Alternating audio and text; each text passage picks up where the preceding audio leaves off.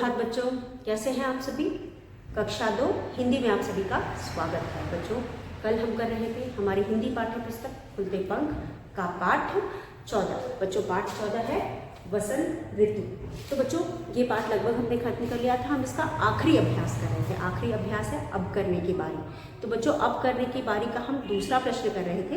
यहाँ पे आप देख सकते हो, हमें चित्र दिए गए हैं। चित्रों को देख करके हमने पहचाना कि कौन सा मौसम है और उसके बाद हमने उस मौसम के बारे में कुछ पंक्तियाँ लिखा था। तो पिछले वीडियो में हमने पहले चित्र को पहचाना था और पहले चित्र में जैसा कि हमने देखा कि यहाँ वर्षा ऋतु है, यानी कि चित्र में जो भी दिया है उसको देख करके हमें ये समझ में आया कि यह वर्षा ऋतु है। तो हमने वर्षा ऋतु के बारे में 3 पंक्तियाँ लिखी थी।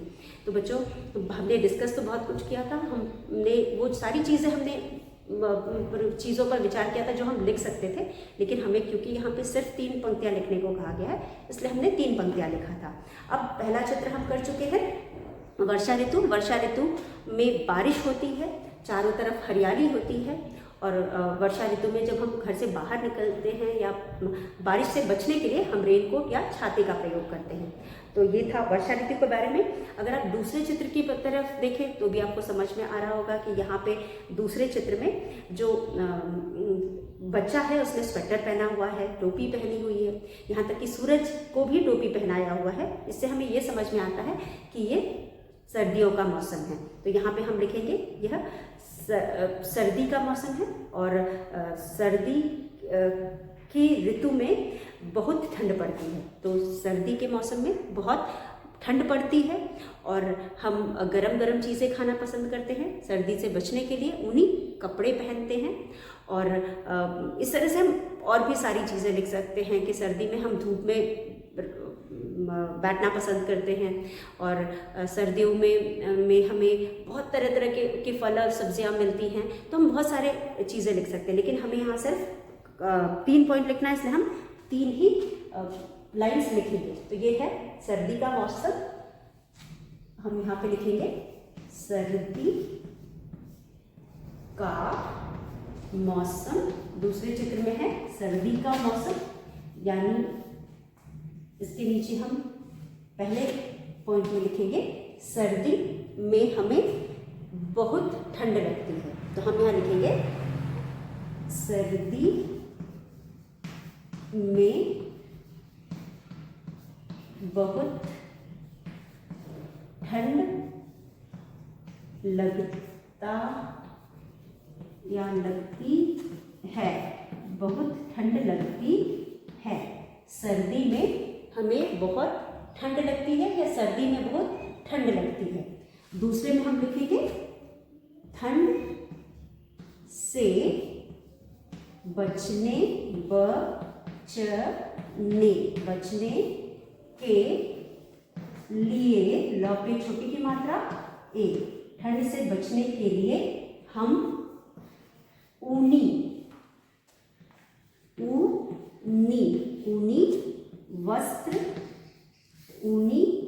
वस्त्र या गर्म वस्त्र भी लिख सकते हैं। ऊनी वस्त्र पहनते हैं। ठंड से बचने के लिए हम ऊनी वस्त्र पहनते हैं। ठंड से बचने के लिए हम ऊनी वस्त्र पहनते हैं। और तीसरे में हम लिख सकते हैं कि हम गर्म चीज़ें खाना पसंद करते हैं। तो हम लिख सकते हैं कि हम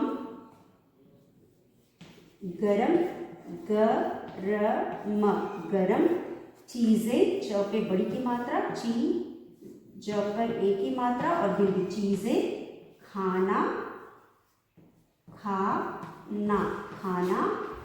पसंद करते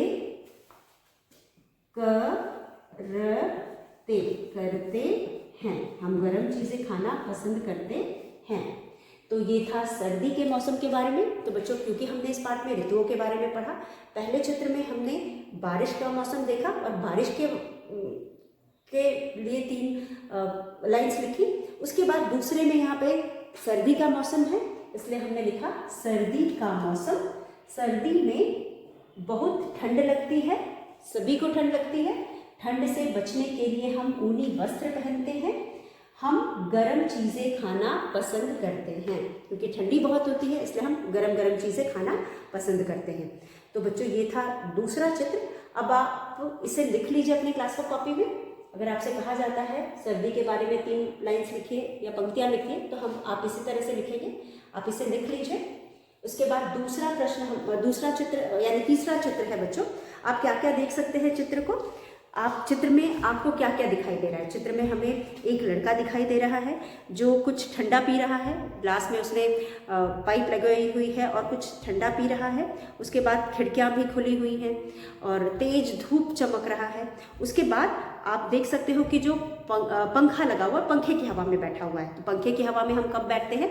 पंखे की हवा में हम गर्मियों में बैठते हैं।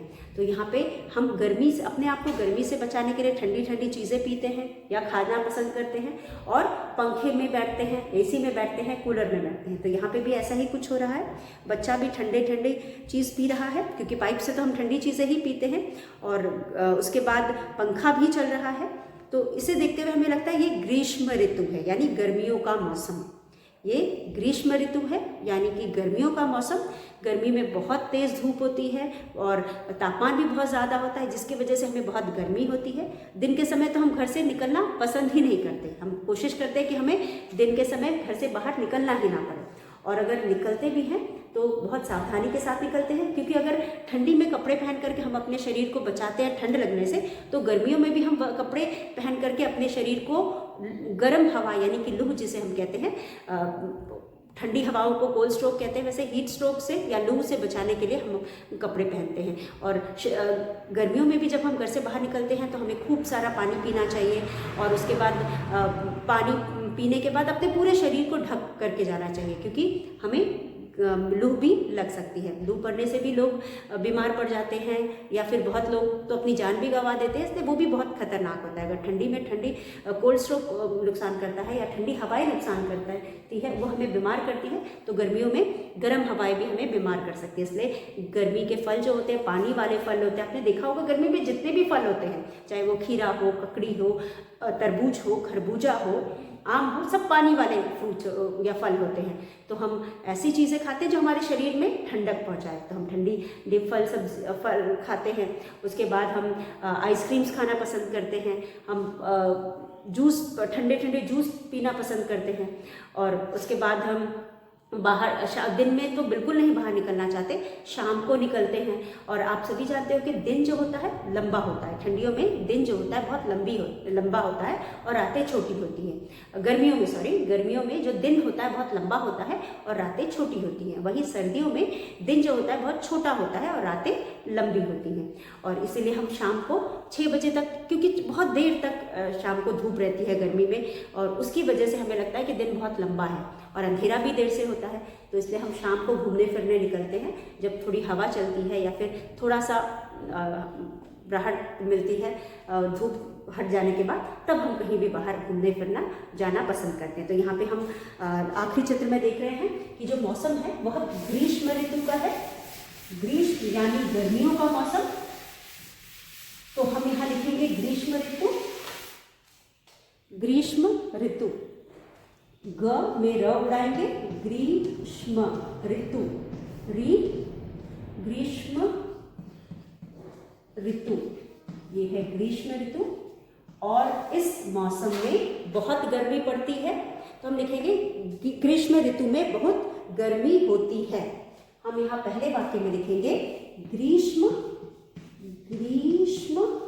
ऋतु,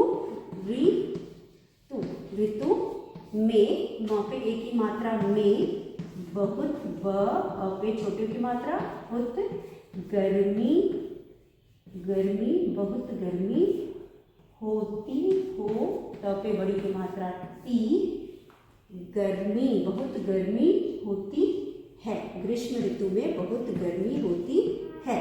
अब दूसरे वाक्य में हम लिखेंगे, दूसरे वाक्य में हम लिख सकते हैं कि हम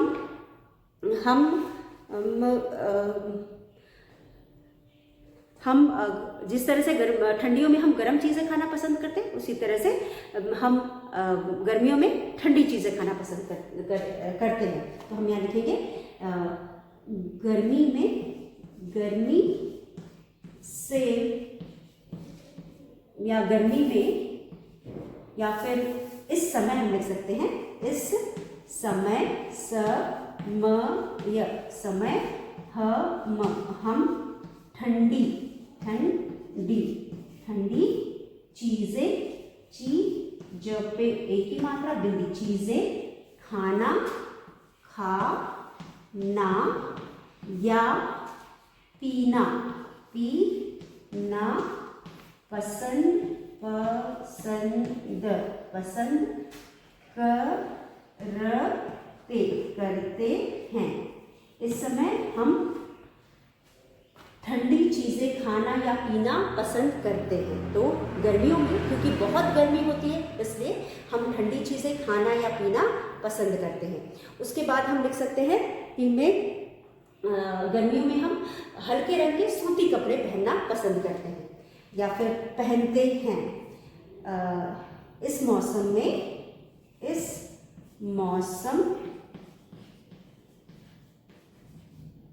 में हम हल्के रंग के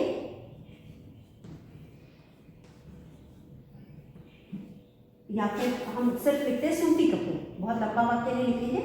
हम इस मौसम में हम सूती कपड़े, सूती कपड़े पहनते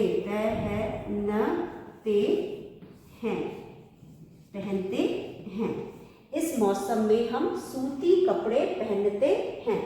इस मौसम में हम सूती कपड़े पहनते हैं। तो यहाँ पे हमने 3 मौसमों के बारे में पढ़ा। 3 मौसमों में जो प्रकृति या बाहर की हवा है, सभी का तापमान अलग अलग होता है और तापमान के हिसाब से हम खाना खाते हैं, हमारा रहन सहन भी बदल जाता है और उसके बाद कपड़े भी बदल जाते हैं। यहाँ तक कि बच्चों आप जानते हो कि हमारा सुबह उठने और रात के सोने का समय भी बदल जाता है। ठंडियों में जब बहुत ठंड होती है तो हम ठंड के मारे थोड़ा सुबह देर से उठते हैं और उजाला भी देर से होगा। आपने देखा होगा कि सर्दियों में उजाला देर से होता है और गर्मियों में उजाला जल्दी हो जाता है, इसलिए भी हमारी नींद जल्दी खुल जाती है। तो यहाँ पे ना सिर्फ हम, जैसा कि हमने कविता में देखा, ना सिर्फ हम इंसान बल्कि जो पशु पक्षी होते हैं उनका भी दिनचर्या बदल जाता है, मतलब उनके भी रहन सहन में बदलाव आता है। अगर मौसम अच्छा है, बसंत ऋतु है, तो वो भी बहुत खुश होते हैं, वो भी चहकते रहते हैं, हवा भी महकती रहती है और उसी तरह से हम लोग भी तन और मन से अच्छा महसूस करते हैं या खुश होते हैं। वहीं पे पशु पक्षियों के साथ भी ऐसा होता है।